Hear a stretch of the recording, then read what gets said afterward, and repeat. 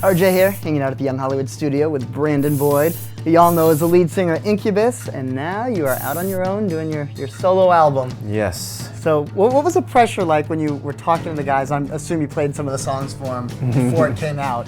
Were you nervous? Yeah. All the guys in my band are really great musicians.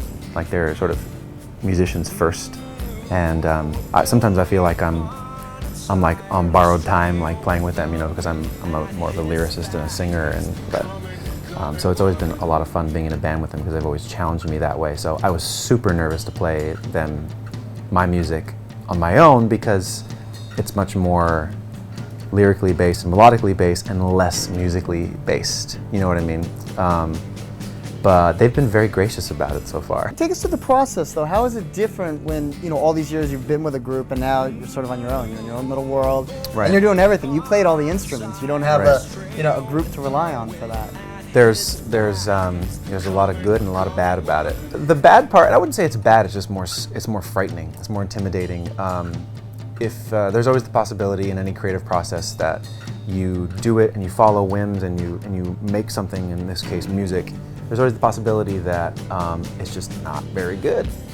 That's just the thing that just is out there, and obviously that's it's subjective. It's up to the the ear of the beholder, I guess you could say. But when you're in a band, you have like your buddies, the guys you grew up with. We made that one wasn't really good. Oh well, and you knock each other like, that sucks, whatever, but at least we're all like in this together. When you do it by yourself, you're kind of like, oh, I blew it. Right. The good part though, again, the other side of it, is that if I want to write a song on a whim, like in my living room with my acoustic guitar, it's just as simple as that. So you know Brandon Boyd the singer, but you might not know Brandon Boyd the artist. Yes. So let's talk about painting pictures. This has become more than a hobby. It started out as a young kid, you were painting pictures, and now like it's pretty serious. It's been interesting getting to know the art world, as something separate and unique from the music world. There are a lot of similarities, but What are some of those, out of curiosity? What are the comparisons of the two worlds? The massive sort of clash that you experience between art, and what art is, but then the commercial side of it. So there's always that fundamental clash between art and commerce. The struggle, yeah. Yeah, which is sort of the inherent struggle in all of entertainment, because you're dealing with people who like making things and then people who want to sell those things. Right. So actually, speaking of that, last thing we want to do now, little Young Hollywood quiz. We'd love to play with people and see your pop culture knowledge of what's going out there in the world. Play me. Play you. Let's see how you're doing. All right, here we go. Can you name any Justin Bieber songs?